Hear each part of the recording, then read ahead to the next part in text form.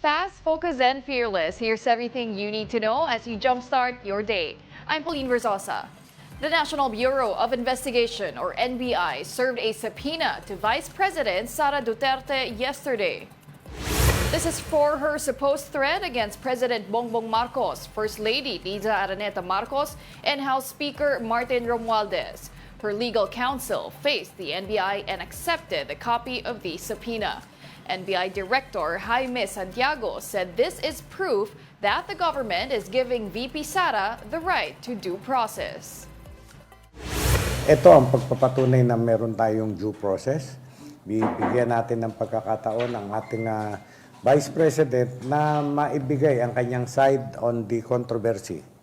No? Ipaliwanag niya at kasama na yung sinasabi niya na may threat sa kanyang buhay. In an ambush interview, the Vice President said she has yet to see the subpoena. She also insisted that she is ready to face the NBI. Since hindi ko pa nababasa kung ano yung isi-serve nila sa akin, we will talk about NBI tomorrow. Pag-anuhin nyo lang muna ako kasi kailangan ko din isulat kung ano yung isasagot.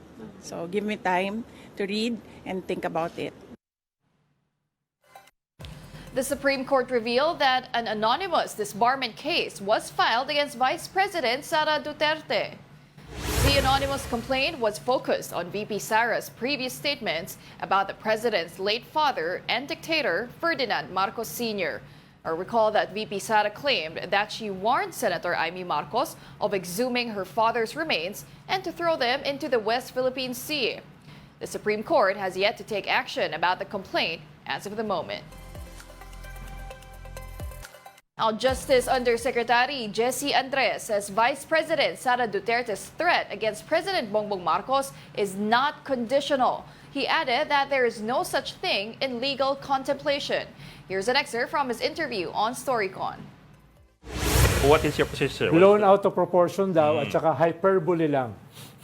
Well, okay. I think everyone in the Philippines has probably watched yung video. And if you make a transcript out of the video, you can see the clear and in no uncertain terms did the Vice President say na meron na siyang nakuhang nakausap na tao at inutusan niya yung tao na ito na patayin ang ating Pangulo, ang First Lady at ang Speaker of the House, Martin Romualdez, at hindi siya dapat huminto hanggat hindi namamatay sila. Yes. And when asked about this, she confirmed, the assassin confirmed, opo, yes. And the Vice President even added, no joke, no joke. Yes. So, given the exact statements given by the Vice President, parang maliwanag po na hindi lang siya nagbabalak. May kinausap na po siyang individual na gagawa ng kanyang criminal na layunin. So, in that sense, it is not theoretical, it is not conditional, dahil po may ginawa na siyang actual na steps to consummate the intended assassination of the President. Okay, I've been hearing you've been discussing the term conditional threat. There is no such thing in legal contemplation as conditional threat. A threat is a threat. If I say that if you do not fulfill your obligation, I will kill you, that is plain and simple threat. Whether or not you fulfill your obligation, threat pa rin yun. Kasi sinabi mo na pag hindi mo ginawa ang pinag-usapan natin, papatayin kita. That is still a plain and simple threat. No such thing as conditional. Sabi ko nga And kanina, the Vice Usec, Penal parang, Code is very clear on that. sabi ko nga kanina, Usec, parang semi-pregnant yan eh. Either you are pregnant or not. No? It's either a threat or it's not a threat. And just to clarify, on the issue of immunity, the Vice President does not enjoy immunity from suit. Plain and simple. The Constitution vests upon the President only the privilege of immunity from suit during his term. So maliwanag po yan yung accountability ng Vice President can be exacted administratively, criminally, and she is not immune from suit. Only the president.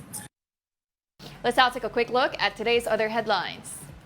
In the Philippine Star, former presidential economic advisor Michael Yang was directly involved in Chinese intelligence operations, according to Senator Risa Ontiveros. The senator also linked Yang to Farmally, the firm that bagged the billion-peso contract with the previous administration. And in business world, S&P Global Rating affirmed the country's BBB+ long-term credit rating. It also raised its outlook to positive from stable to reflect the economy's strong growth potential. President Bongbong Marcos met with the President of the United Arab Emirates to strengthen the two countries' ties in various sectors. PBBM also sent his gratitude to the Middle Eastern country for helping us in responding to the impact of the previous storms. Mobile journalist Julie Baiza has that report. The Philippines and United Arab Emirates vowed to deepen its cooperation in various areas, including economy, trade, and sustainability.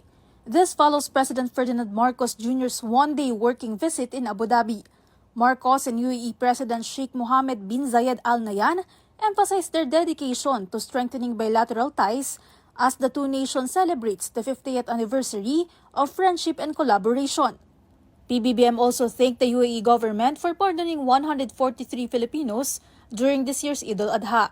They also sent humanitarian aid to victims of series of typhoons in the Philippines recently. While out of the country, PBBM named Executive Secretary Lucas Bersamin, Justice Secretary Jesus Crispin Remulla, and Agrarian Reform Secretary Conrado Estrella III as the country's caretakers.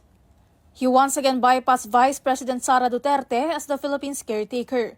Over the weekend, Duterte publicly threatened Marcos, First Lady Liza Araneta Marcos, and House Speaker Martin Romualdez. Mobile Journal Julie Baiza, We Are One News.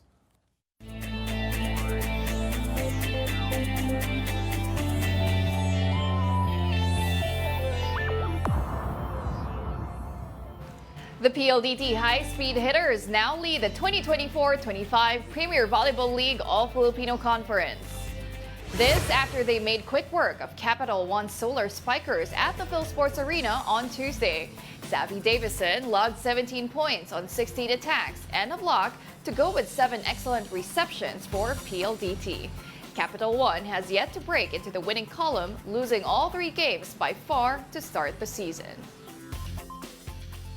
And in the UAAP, the last slot in the Final Four is up for grabs between the Adamson Soaring Falcons and the UE Red Warriors today.